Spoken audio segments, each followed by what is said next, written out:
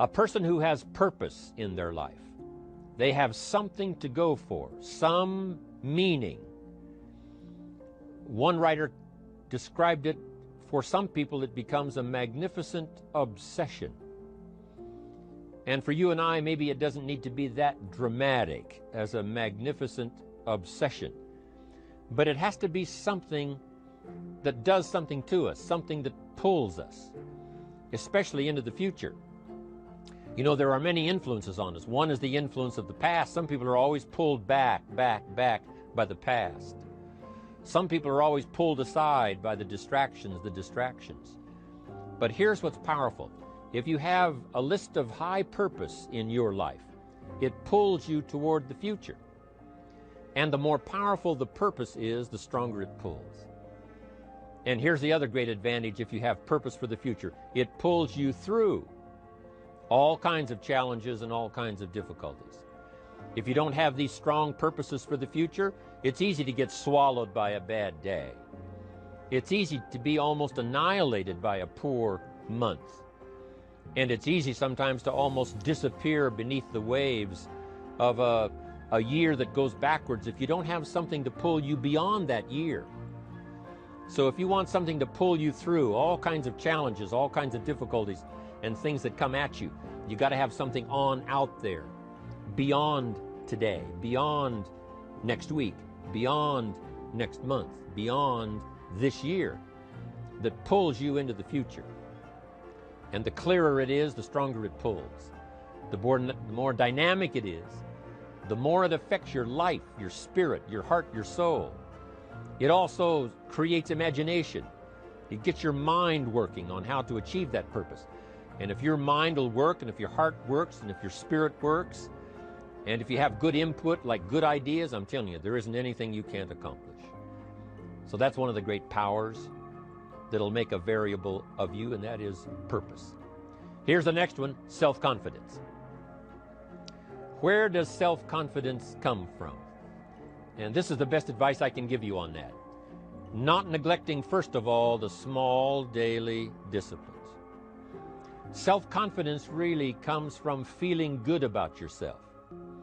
And one of the best ways to feel good about yourself is at the end of the day to know that you poured it on. You did your best. If you conducted a meeting, you did the best you could. If you made a phone call, it was the best phone call you could possibly make. If you wrote a letter, it wasn't a casual letter, it was your best letter.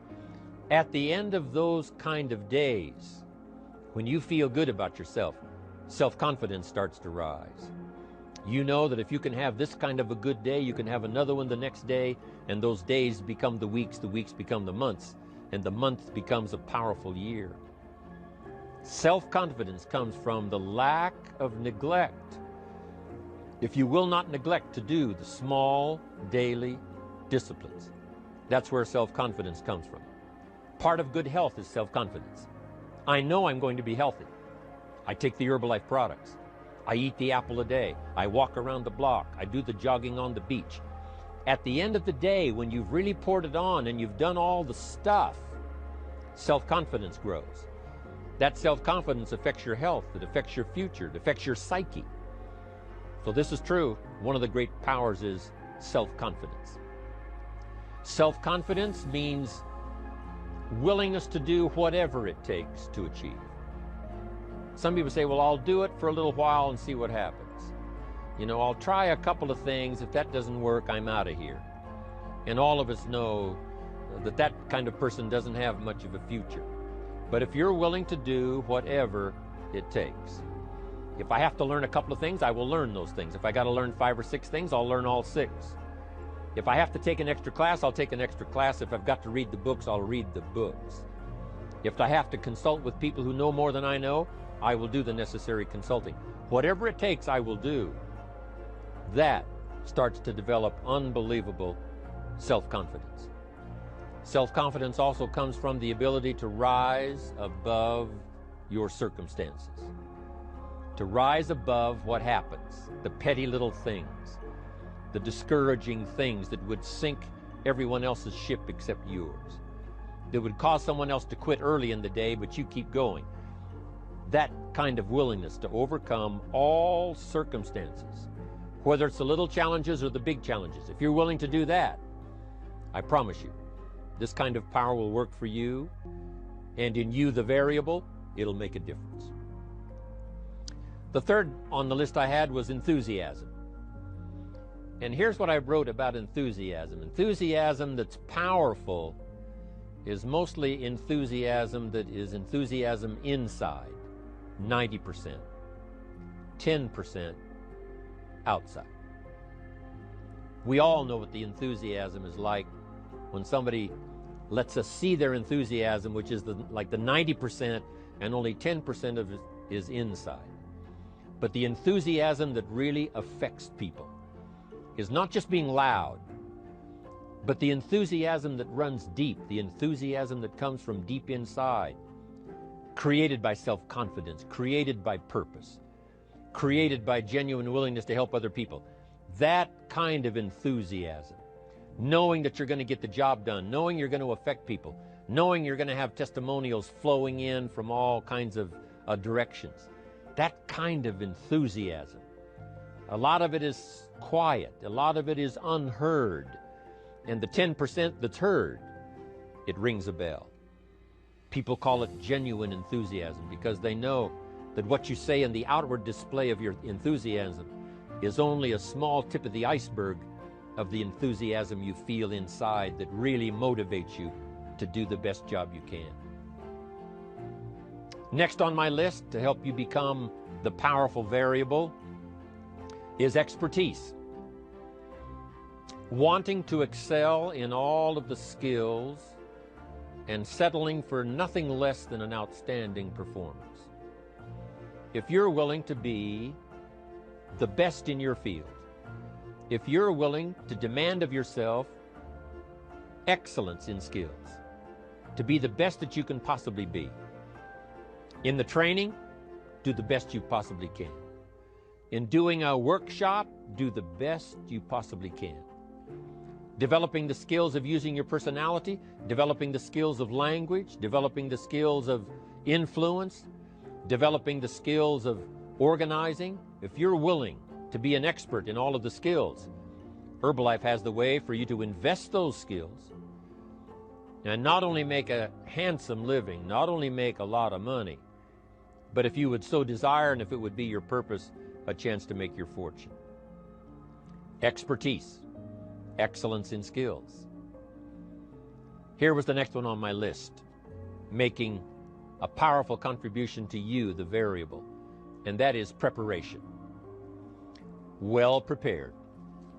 And preparation, of course, involves a whole lot of things. A big share of our life is preparing, getting ready. When we go to the first grade in school, we're just preparing for the second grade. After we've finished 2 grades, the 2 grades prepare us for number 3. Sometimes it seems like a long, excruciating time. And the time will just seem like it'll never come when we can finally have the performance that we really want. But it takes time to prepare. It takes time to get ready. And the decisions you make in the preparation time, those are the decisions that last for a lifetime. Preparing to have a good day. It's that preparing, maybe the night before, maybe the couple of days before the day that you're going to put everything together. The preparation for a meeting means that you've taken it serious. The preparation for doing a workshop means you're serious about the workshop. You want to make the best contribution. That kind of preparation is important. But here's preparation that's very vital, and that is to prepare yourself for success. Life seemingly does not wish to waste success on the unprepared. Life says, why waste a fortune on this person? They're not prepared to do the right things with it. They're not prepared to use it wisely. If a fortune was bestowed upon this unprepared person, it would probably be wasted. The people that could have been touched won't be touched. What could have been done won't be done because this fortune will have been wasted on the unprepared person. So not only look for fortune, not only look for the promise, but prepare yourself and ask of yourself, what can I do to make myself ready? Because remember, life was designed not to give us what we want, not to give us what we need, but life was designed to give us what we deserve. Every value in life must be paid for, and those that pay are the ones that get it. It says those that give receive. Someone says, I wish to receive, I wish to receive. You don't have to concentrate on receiving. Just become a good giver. It says those that search will find. Someone says, well, I need to find some good ideas to help change my life for the future. Then to find good ideas, that doesn't come because you need them, it comes because you search for them. If you want good ideas, you got to go after them. You got to go to the class, you got to go to the workshop, you got to go to the training, go to the book, right? You got to go to the journal, right? Go where good ideas are being taught, go searching, go looking, because good ideas are not going to be wasted on those that are not seeking, searching, well prepared. So, prepare yourself to be ready for fortune when it comes, to be ready for challenge when it comes, to be ready for opportunity when it comes. Opportunity comes along and passes by the person that is not well prepared.